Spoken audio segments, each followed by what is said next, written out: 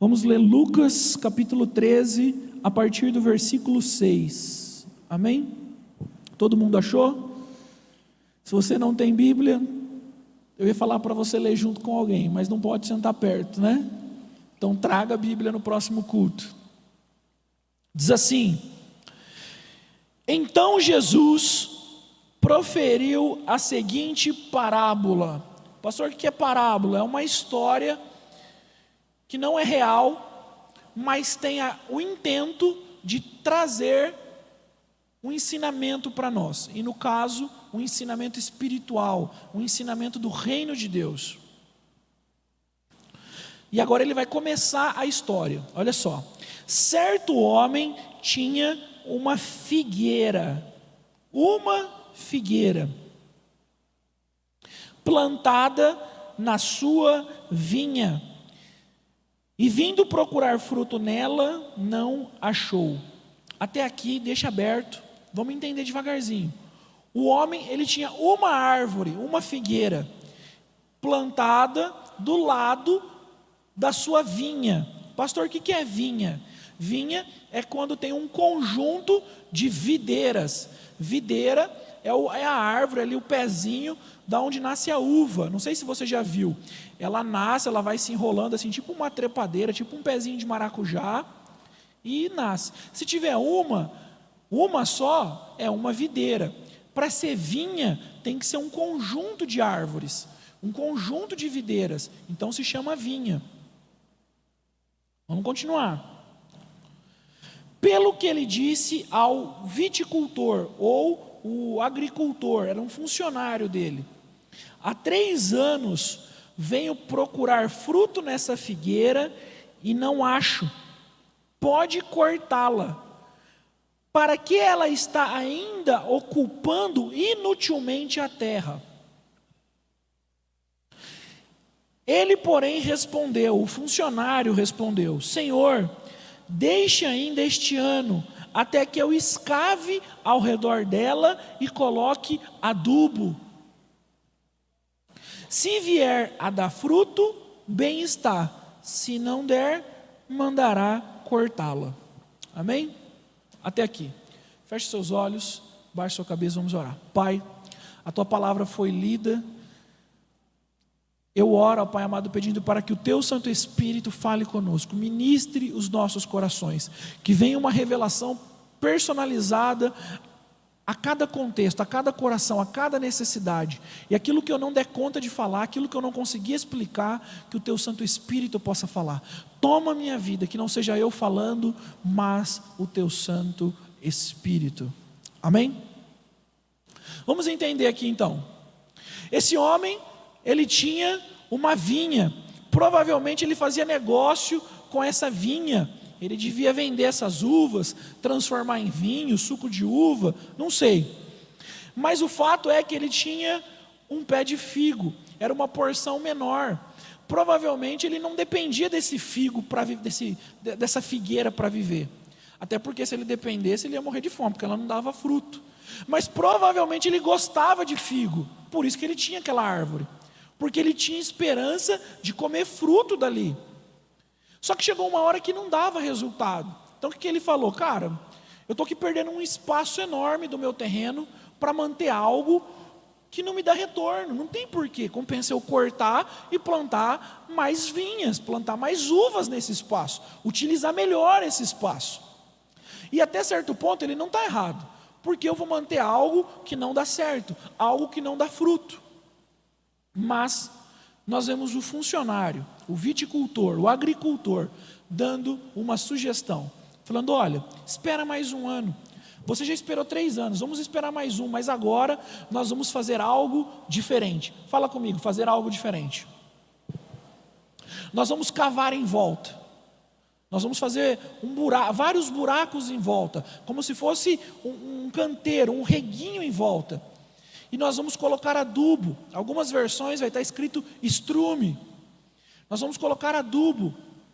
E nós vamos ver se ela reage. E se ela der fruto, ok. Aí o Senhor vai ter o que você quer, que é o fruto. Se ela não der fruto, aí o Senhor corta. Sabe? Às vezes eu trabalhando com jovens, trabalhando com outros irmãos, liderando pessoas, convivendo com pessoas, nós percebemos que muitas pessoas, elas são muito boas para identificar, constatar problemas. E poucas pessoas conseguem apresentar solução. A pergunta que eu quero fazer essa noite, e o que eu quero trabalhar com você é o quê? O nosso ano está começando. Eu quero saber se você vai ser uma pessoa esse ano que apenas vai ficar constatando o problema, ou se você vai ser uma pessoa que está disposta a apresentar solução. Se você olhar para a história do Velho Testamento, você vai ver várias histórias como essa se repetindo. Você vai ver Moisés enviando os 12 espias para espiar a terra. 10 deles vão constatar problema, vão falar das dificuldades, eles vão murmurar, eles vão reclamar, e apenas 2 vão apresentar uma solução. Nós vemos isso acontecendo com José do Egito, um homem que foi totalmente ali manipulado pelos irmãos, sofreu ali um problema muito grande com os irmãos prenderam ele, venderam ele. Ele era uma pessoa que tinha tudo para dar errado, e ele no final dá certo. Daniel, um jovem também, nós vamos falar mais dessas histórias daqui a pouco, que tinha tudo para dar errado, mas são pessoas que acabaram dando certo, porque ao invés de ficarem constatando o problema, eles começaram a apresentar resultados, apresentar soluções. Quem está entendendo até aqui? Amém? Abra sua Bíblia comigo em 1 Coríntios.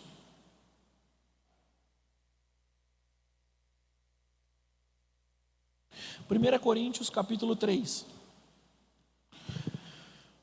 1 Coríntios capítulo 3, versículo 6. Quem achou diz amém.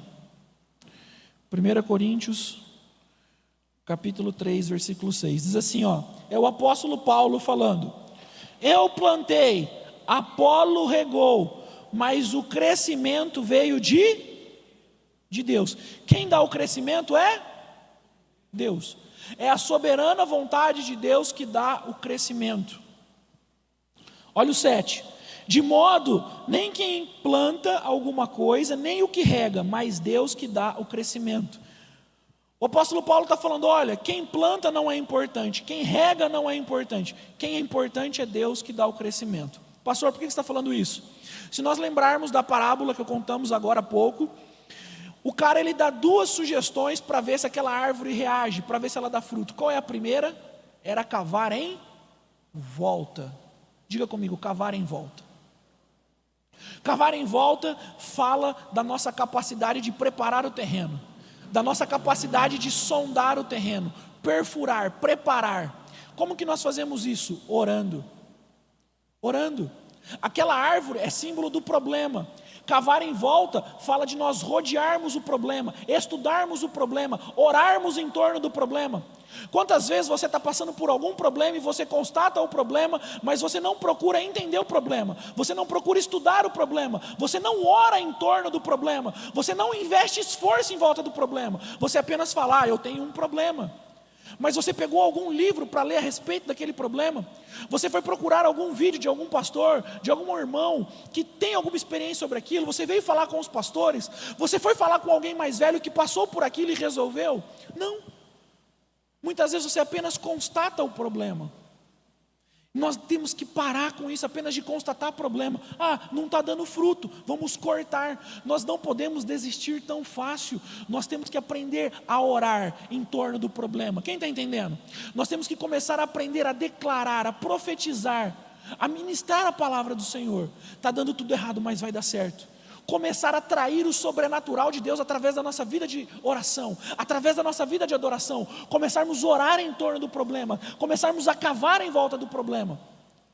Quando nós queremos fazer um buraco, eu tive nas tribos indígenas no ano de 2015, e nós fizemos uma tenda muito grande para os índios, e nós ali quebrando aquele chão duro, o que nós fazíamos para o chão ficar mais fácil de cavucar? Nós molhávamos Eu comecei a bater ali a ferramenta, ali naquele chão seco, no chão seco, quebrei o cabo da ferramenta. Aí falamos, a gente só tem 3 ferramentas, não podemos quebrar. Começamos a molhar o chão, para não quebrar a ferramenta, usamos de estratégia. Não dá certo de um jeito, procura outro jeito. Eu cansava, o outro ia lá e continuava cavando em volta, até que o toco era removido. Nós temos que aprender a orar em torno do problema. Eu vejo muitos jovens falando assim, pastor, eu tenho tal problema. Ai, pastor, eu estou carente, eu estou sozinho, eu estou sem dinheiro. Ai, meus pais, ai, meu irmão. E só fica reclamando, só fica constatando o problema. O ano de 2021 está começando. Eu quero saber apenas uma coisa: se você vai ficar constatando o problema ou se você vai apresentar uma solução para o problema. Se você vai ser a pessoa que vai orar, se você vai ser a pessoa que vai jejuar, se você vai ser a pessoa que vai pagar o preço para que algo seja feito diferente. E sabe o que eu acho interessante desse rapaz? Ele fala assim, pode deixar que eu vou cavar. Ele não fala assim, nós precisamos chamar alguém para cavar. Porque quando acontece um problema, o que nós pensamos? Precisamos chamar o pastor para orar. Não, é você que tem que orar. É você que tem que clamar, é você que tem que adorar, é você que tem que jejuar, é você que tem que romper para trazer o sobrenatural de Deus para a sua vida. Quem está entendendo? Segunda coisa que o rapaz sugere, ele fala o quê? Nós vamos adubar. Adubar é uma tentativa de colocar nutriente na planta. O que é que nutre a nossa vida? O que é que fortalece a nossa vida? É a palavra de Deus. O ano de 2021 começou, você está se revestindo da palavra? Você está se nutrindo da palavra? Você está orando? Você está investindo tempo na palavra? Invista tempo na palavra, se revista da palavra, leia a palavra, entenda a palavra. Agora eu quero dizer algo para você. Pode ser que você esteja orando a respeito, pode ser que você esteja lendo a Bíblia e pode ser que o problema não seja resolvido. Porque é isso que o texto diz, um planta, o outro rega, mas quem dá o crescimento é Deus. É aí que entra a soberana vontade de Deus. Você tem que fazer o quê? Presta atenção, vamos devagar, vamos devagar. Tem crente que reclama e fala assim, mas não está acontecendo nada na minha vida, mas você está plantando? Você está regando? Se você não planta e você não rega, Deus vai dar crescimento ao quê? Pastor, eu estou plantando e eu estou regando e Deus não deu o crescimento. Então Deus sabe o que é melhor para a sua vida. Respeita a soberana vontade de Deus. Pastor, eu plantei, eu reguei, eu fiz a minha parte, mas Deus não quis dar. Amém, glória a Deus. Agora você se queixar que Deus não está dando o crescimento de algo que você não plantou, algo que você não regou, é loucura. Você tem que começar a falar assim, não, eu vou fazer a minha parte, eu vou regar, eu vou plantar, e se der fruto, amém, se não der, vai ser livramento de Deus. E foi o que eles fizeram. Nós vamos cuidar dessa árvore, nós vamos restaurar essa árvore, se daqui um ano der fruto, ela permanece, se não der, a gente corta. Deixa eu te fazer, o que tem na sua vida, que ocupa espaço, e você fica mantendo, do mesmo jeito que está, e não faz nada a respeito? Coloca um tempo. Sabe essa área da sua vida que está lá ocupando espaço, consome tempo, consome dinheiro, consome energia e que não muda nada na sua vida, não agrega nada na sua vida? Coloca um tempo. Fala assim, olha, se isso aqui não começar a me dar retorno, se isso aqui não começar a trazer benefício para a minha vida, eu vou cortar.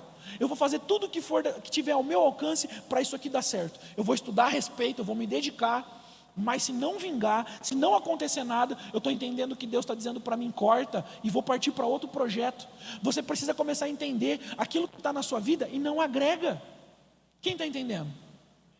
Amém? Eu quero falar de 6 tipos de fruto que na nossa vida às vezes não nasce e a gente às vezes não acaba fazendo nada. A gente nem cavoca em volta, nem rega, nem aduba e nem faz nada. O primeiro, o temperamento. O nosso temperamento.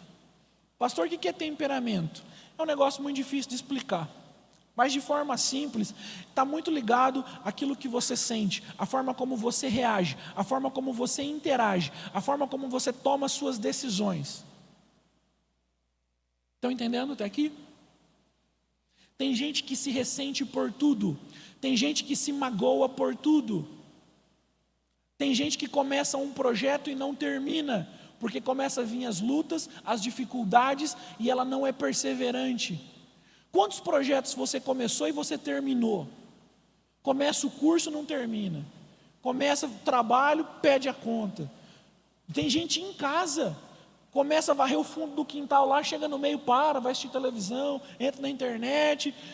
Depois, tem gente que não consegue terminar uma frase. O que você começa e não termina? Gálatas capítulo 5, versículo 22, vai falar do fruto do Espírito. Vai falar assim: meus irmãos, o fruto do Espírito, primeira coisa é amor, alegria, paz, paciência. Você tem amor?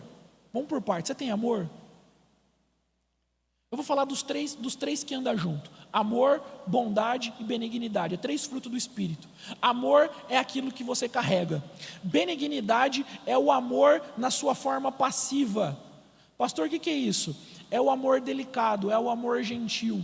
Quando você está cheio do amor de Deus e alguém está falando com você ou interagindo com você, você é delicado, você é gentil. Ah, pastor, então quer dizer que eu vou ser sempre um banana? Não, você vai ver que Jesus dava umas respostas atravessadas quando tinha gente que merecia. Mas você vai perceber que Jesus, ele tinha um amor delicado, um amor gentil. As crianças queriam chegar perto dele, os apóstolos falaram assim: não chega criança perto do mestre. Jesus fala assim: não tem problema, vinde a mim todas as crianças. Isso é uma manifestação de benignidade. Ele não está impedindo as crianças de vir. E o que é bondade? A bondade é o amor na prática, na forma ativa. É aquilo que você faz. É quando Jesus, a Bíblia fala, movido de bondade, de compaixão, ele ia e fazia algo ativo para alguém. Ele não apenas recebia de forma amorosa, mas ele dava de forma amorosa. Você vai ver Jesus recebendo as crianças de forma amorosa. Você vai ver Jesus recebendo a adoração daquela mulher que quebra o perfume no pé dele de forma amorosa. Você vai ver Jesus recebendo sempre as pessoas que buscavam a ele verdadeiramente de forma amorosa. Alegria. Tem gente que está aqui dentro, perde alegria por qualquer coisa. Problema de temperamento. Esquentou demais, já fica mal-humorado. Choveu, fica mal-humorado. Caiu a internet, fica mal-humorado. Queimou o arroz, fica mal-humorado. Perde a bênção por qualquer coisa. Uma roupa que passou e puxou um fio. Ai, minha blusa, puxou um fio. A vizinhança ouve você reclamando. Você perde a paz por qualquer coisa. Você precisa gerar o fruto do temperamento. Se você tem um temperamento que desiste por tudo, tem complexo de inferioridade, as pessoas passam perto de você e olham para você, a pessoa já fala: ai, estava me medindo, estava me olhando. Seja curado em nome de Jesus, amém? Ai, pastor, a pessoa não sei que perdeu na minha cara, passou me olhando, estava vendo que você é bonito, crente, para de ser ranzinza. Quando olha é porque olha, quando não olha, ai pastor, passou por aqui, nem olhou na minha cara. Quando olha, você é um nojo e reclama. Você tem que ter um temperamento curado, um temperamento restaurado. Não perca a alegria, não perca a paz. Fidelidade. Você sabe o que é fidelidade? Ah, pastor, é quando eu tenho um namorado, uma esposa e eu não pulo a cerca. Também, mas não é isso. Fidelidade é quando os seus conjuntos de princípios e valores estão aliançados na Bíblia e você não os trai. Posso dar um exemplo? Jesus disse que a mentira é de Satanás e que ele é a própria verdade. Todos nós abominamos a mentira. Você gosta de mentira? Sim ou não? Não, ninguém gosta de mentira. Hoje é dia... Que dia que é hoje? Dia 16? Hoje é dia 16 de janeiro de 2021. O ano começou tem 2 semanas. Você já mentiu esse ano? Você mentiu esse ano? Se você mentiu esse ano, isso é infidelidade, porque você acredita em algo e faz algo contrário. Ai, pastor, mas eu acredito que mentira não é errado, então você já está desviado. Quem está entendendo? Está entendendo aqui? Você precisa ter um temperamento tratado. Gente, o pessoal que está servindo aqui no louvor, Vocês que estão começando agora, que hoje estava misto, né? O grupo dos jovens com o grupo dos adolescentes cantando. Se vocês não tiverem um temperamento tratado, vocês não vão conseguir cantar junto, fazer um teatro junto, fazer uma dança junto. O Gessé, eu vi que ele estava ali dando uma força para o Ricardinho, que é o baterista mais novo. Tem gente que não faz isso. Ah, ele é um baterista, então toca aí. Ah, o violão é meu, ninguém toca. Sabe? É uma ciumeira. Eu não vou falar o nome da irmã. Mas ela conta esse testemunho, é um testemunho tremendo. Ela cantava num dos maiores grupos de louvor e adoração do Brasil, o Diante do Trono, e ela fala assim, eu tinha inveja da irmã Ana Paula Valadão, era a líder do grupo, porque ela cantava e não sei o que tem, para lá, para lá. E depois de muitos anos que eu fui curado de inveja. Quando eu vi essa irmã falando, e é uma benção, eu escuto os louvor dela. Ela não está mais no Diante do Trono, mas ela continua cantando. Eu falei, meu Deus. Eu vi a pastora Helena Tanuri falando. Ela contou esse testemunho, a pastora Helena Tanuri. Ela falava assim que, colocavam eu no canto assim da filmagem, eu ficava incomodada, porque eu queria ficar no centro da câmera, para aparecer bem no DVD. Depois ela falou assim, depois eu fui crescendo, fui amadurecendo, fui vendo que era besteira. Gente, se a gente não tiver um temperamento tratado, nada tá bom. Nada tá bom. Os nossos relacionamentos, a forma como interagimos com os problemas, a gente se torna uma pessoa agressiva, bocuda, mal-humorada. Gente, em nome de Jesus, se o seu temperamento está difícil, sabe quando nem você se aguenta? Você se olha no espelho e faz... Começa já a ficar endemoniado só de se ver no espelho. Você precisa cavucar em volta da árvore do seu temperamento. Você precisa orar a respeito disso. Você precisa clamar a Deus a respeito disso. Você precisa adubar, colocar nutrientes da palavra de Deus que falam a respeito disso. Você precisa meditar, estudar a respeito disso, para que a sua árvore, nessa área, consiga dar fruto. Eu falei que tem algumas áreas que não vão dar fruto e a gente tem que cortar. Mas tem algumas áreas que são inevitáveis, como o temperamento. O temperamento, não tem como. Como que você corta seu temperamento fora? Você vai virar o quê? Um cachorro? Até cachorro tem temperamento. Ô Renan, pega água para mim, por favor. Gente, alguém ajuda ele lá com um copo, se tiver trancado o armário de copo, por favor. Por favor. Vamos continuar. Planos, sonhos, projetos. Abra sua Bíblia comigo. 1 Samuel, capítulo 10. A minha voz está falhando, se eu não tomar um pouquinho de água, acho que eu não chego no final. Desculpa dar o trabalho. 1 Samuel, capítulo 10. 1 Samuel, capítulo 10, versículo 7. Eu vou explicar o que está acontecendo, mas eu vou ler apenas um versículo. O povo estava reclamando que queria um rei para Deus, falando, Deus, nós queremos um rei, porque na nação de Israel nunca tinha tido um rei. Então,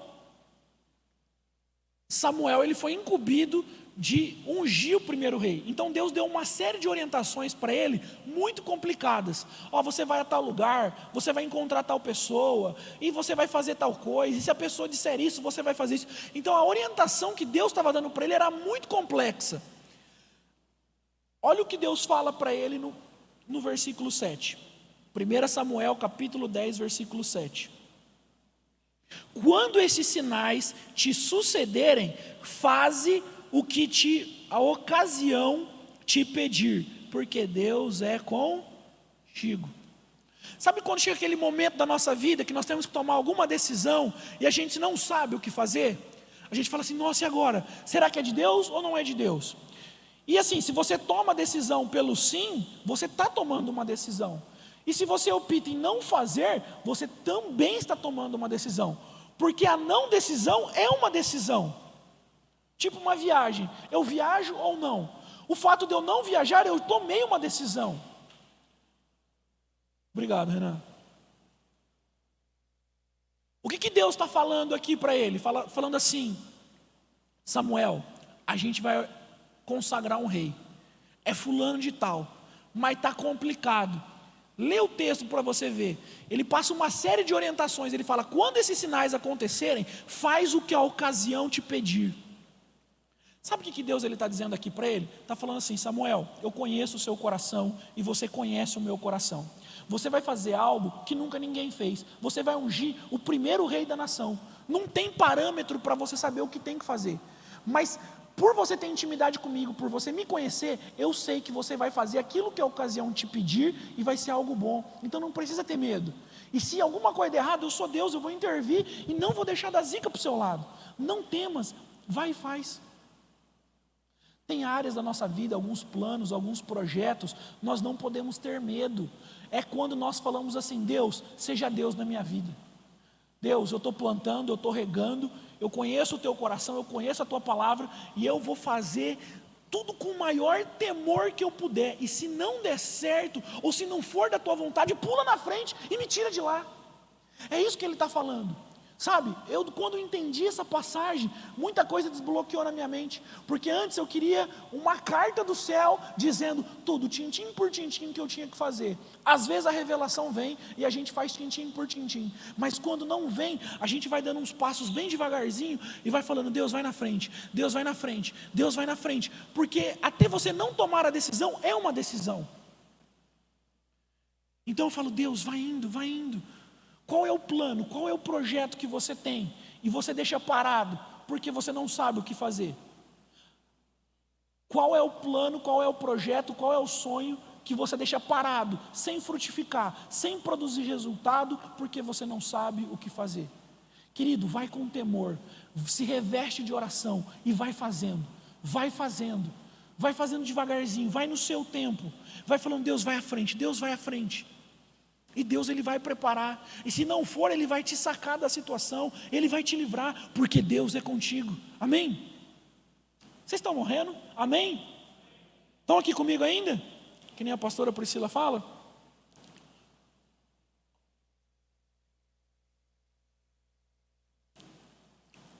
O fruto do ministério. Não precisa abrir. Mateus capítulo 25, versículo 15, é aquela parábola dos talentos. A Bíblia fala que Jesus, Ele deu 2 talentos para um homem, 3 talentos para outro homem e 5 talentos para outro homem. Ele deu talentos segundo a sua capacidade.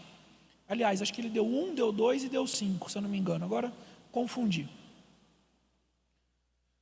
O que Ele está dizendo é o seguinte: Ele fala assim que Ele deu dons, talentos segundo a sua capacidade. Pastor, talento aqui é a habilidade de dançar e cantar? Não. Talento aqui é uma medida de ouro. Um talento é mais ou menos 33 quilos de ouro. O que ele fez? Ele deu um pouco de ouro para cada um e falou: vamos fazer negócio, vamos comprar, vender, multiplica esse dinheiro. O que os moleque fez? O que ganhou 5, multiplicou, ganhou 10 talentos. O que ganhou 2 talentos, multiplicou e ganhou 4. E o que ganhou 1, o que ele fez? Quem lembra da história? Ele cavou um buraco e enterrou, porque ele ficou com medo de perder. Quando o Senhor volta, fala assim: viu, cadê o meu dinheiro que eu dei para vocês? Aí o primeiro veio e falou: você me deu 5, ganhei outros 5, toma aqui. Aí o cara fala, aí o cara da parábola fala assim: muito bem, pode ficar com tudo, porque eu estou feliz que você multiplicou. O outro faz a mesma coisa: olha, você me deu 2, eu multipliquei, virou 4, está aqui. Ele fala: pega para você. E o último? O último fala assim: ah, Senhor, eu estava com medo, eu enterrei, está aqui, 1 talento que você me deu, está aqui de volta. Ele fala: servo malvado, por que você não deu no banco? Naquela época já tinha banco já. Por que você não deu no banco? E quando eu voltasse, eles iam me dar com juros. Agora eu estou com o dinheiro aqui desvalorizado. Eu perdi dinheiro, você não está me devolvendo o que eu te dei, você está me devolvendo menos, porque se estivesse no banco, eu teria recebido com juros. Isso aqui fala do nosso ministério. Efésios capítulo 4, versículo 11, diz que Deus, na igreja, chamou apóstolos, pastores, profetas, mestres e evangelistas. Romanos capítulo 12 vai dizer que Ele chamou presidentes, pessoas para governar, pessoas para exercer o dom de governo, de socorro, e vários dons, dons ministeriais. Qual é o dom ministerial que muitas vezes Deus te chama e você fica procrastinando? Ou talvez Deus já colocou no seu coração e você não trabalha em cima daquilo, você não rega aquilo, você não ora a respeito daquilo. Você precisa orar a respeito disso. Quero falar um pouquinho rapidamente sobre os dons naturais. Pastor, o que é um dom natural? Abra comigo a sua Bíblia lá em Marcos capítulo 10, esse eu quero ler. Marcos capítulo 10. Dom natural.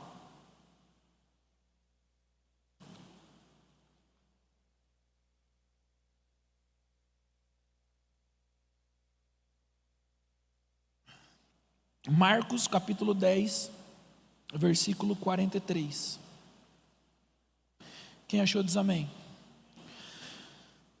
Diz assim: mas entre vós não é assim, pelo contrário, quem quiser tornar-se grande entre vós, será esse que vos sirva. O dom natural, ele é uma habilidade que Deus te dá para que você possa servir ao corpo. O dom ministerial também é para servir o corpo, mas o dom natural é um dom que você pode desenvolver, que você pode aprender, ou que Deus pode te dar também, lógico, mas que não necessariamente é um dom ministerial. Vou te dar um exemplo. Cantar. Cantar é um dom natural. Só crente sabe cantar? Não. Só crente sabe tocar? Não. É um dom natural, mas que você pode colocar à disposição do reino. Cuidar de criança. Só crente sabe cuidar de criança? Não. Mas você pode aprender a cuidar de criança e colocar isso à disposição. Só crente sabe administrar? Não, mas você pode aprender a administrar e colocar esse dom a serviço de Deus.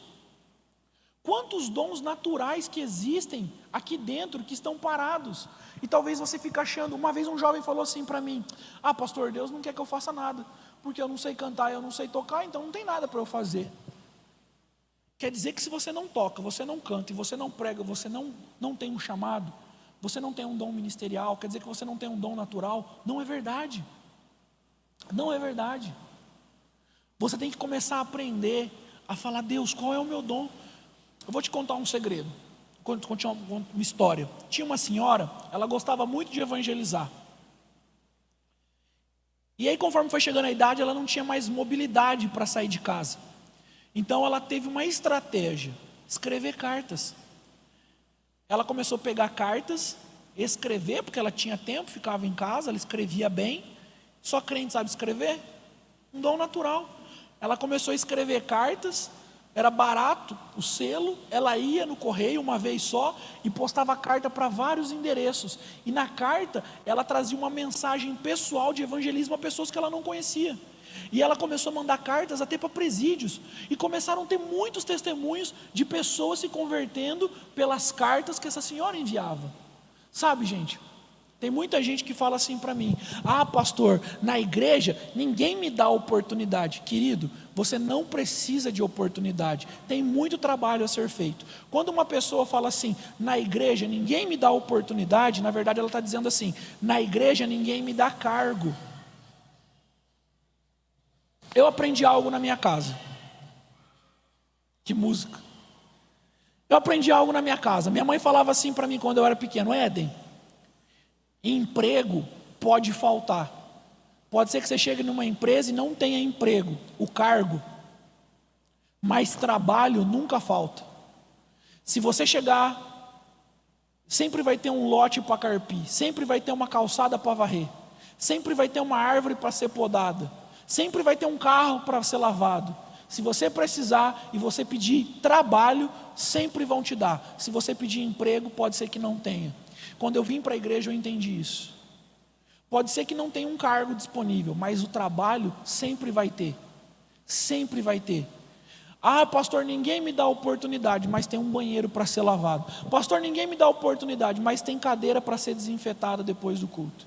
Pastor, ninguém me dá oportunidade. Tem cabo para ser enrolado aqui depois. Pastor, ninguém me dá oportunidade. Precisa de gente para chegar meia hora mais cedo para apertar a mão e anotar o nome de quem chega.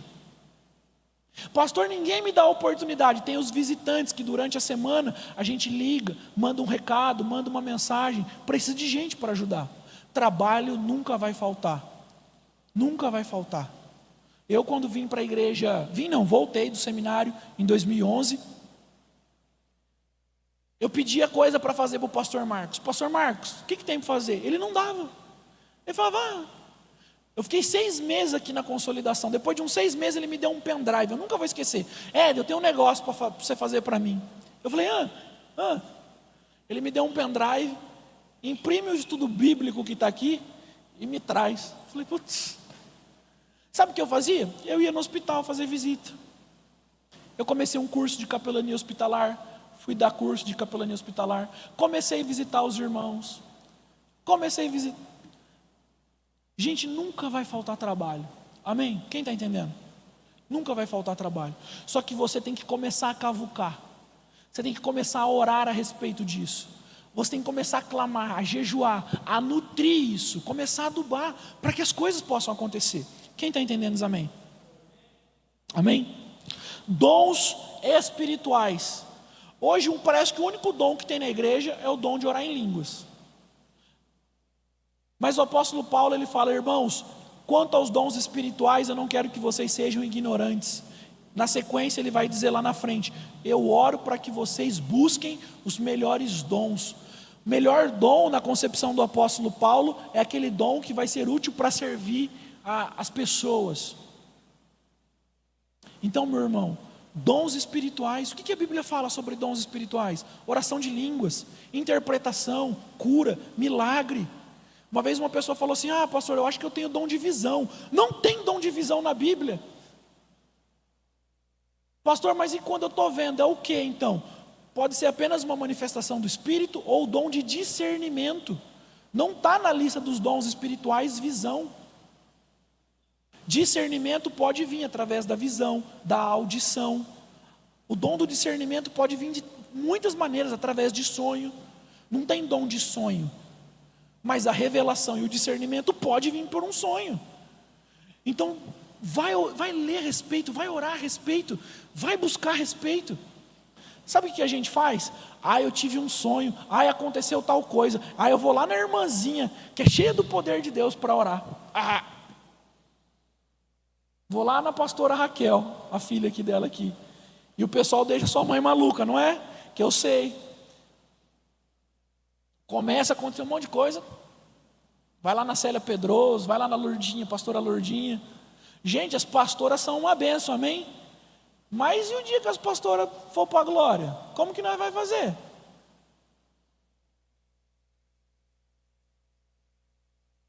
A irmã Sara, a irmã que era mais procurada na nossa igreja há 15, 20 anos atrás era a irmã Sara. Era uma irmã de oração, de revelação. Deus chamou. Os irmãos ficou maluco. E agora? Para quem que nós vai mandar o WhatsApp? E aí? O último. Esse eu quero ler. Abre comigo. 1 Timóteo, capítulo 5. Lá para o final da Bíblia.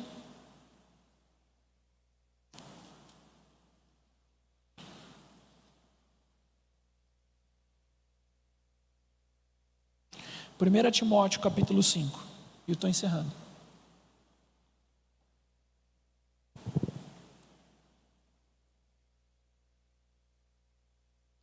Quem está solteiro aqui? Levanta a mão, deixa eu ver. Quem que é solteiro?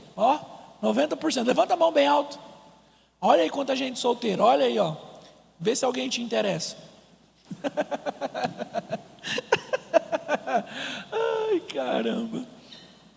1 Timóteo, capítulo 5, versículo 8. Diz assim: ora, se alguém não tem cuidado dos seus, especialmente da própria casa, da própria família, tem negado a fé e é pior que o profano, que o descrente.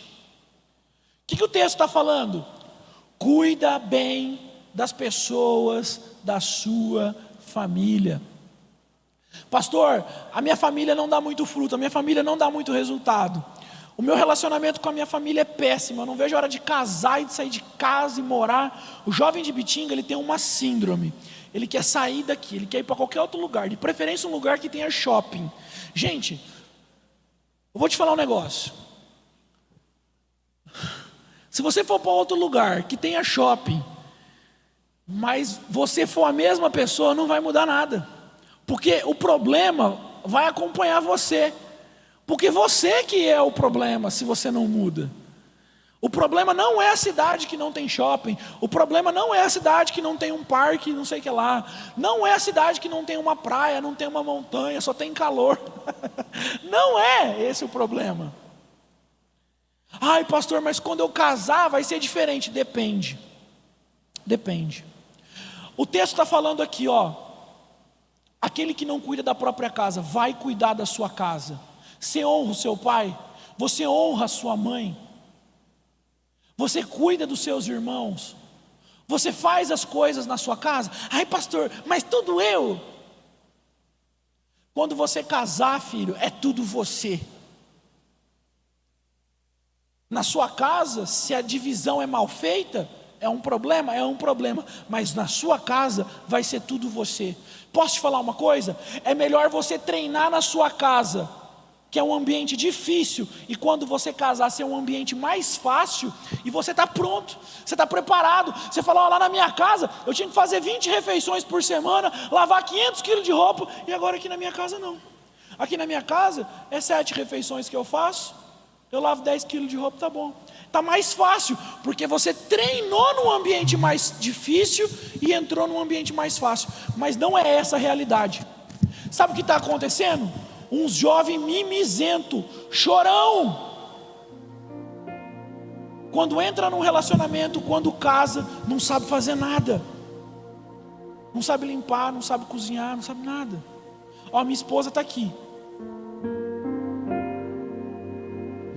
Eu estou casado há 9 anos. Esse ano eu faço 10 anos de casado. 99% das vezes quem faz comida na minha casa sou eu. Almoço e janta. Eu faço mercado na minha casa. Eu faço mercado. Eu vou lá, escolho os produtos, compro as misturas. A minha esposa, ela cuida de todo o resto. Ela faz faxina, ela lava, ela passa. Uma excelente dona de casa. E eu procuro ajudar a manter durante a semana.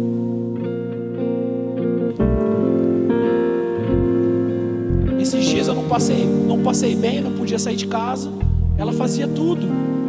Quando ela não está bem, eu sei fazer tudo. Eu morei sozinho 2 anos. Eu sei lavar, eu sei passar. Aliás, eu faço muito isso. Ela fala, Éder, eu vou sair. Coloca lá as coisas. Pastor, por que você está falando isso? Porque eu sei que você quer casar, você quer namorar, você precisa treinar.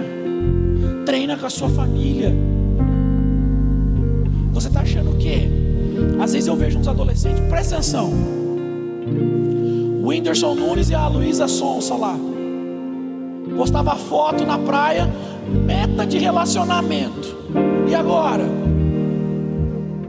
Ninguém olha aqui para o pastor Antenor, para a pastora Maria, vai fazer 75 anos de casado e fala assim, meta de relacionamento. É isso aqui que é meta de relacionamento. Vai treinar, vai treinar.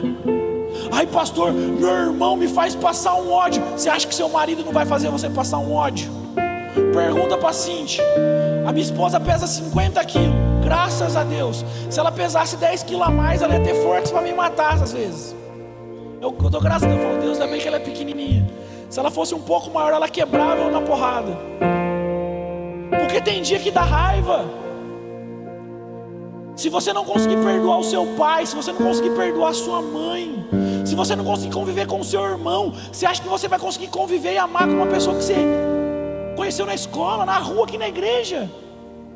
Vai treinando. Vai treinando. Vai treinando. Vai cavucando. Vai cavucando. Quem está entendendo isso aqui?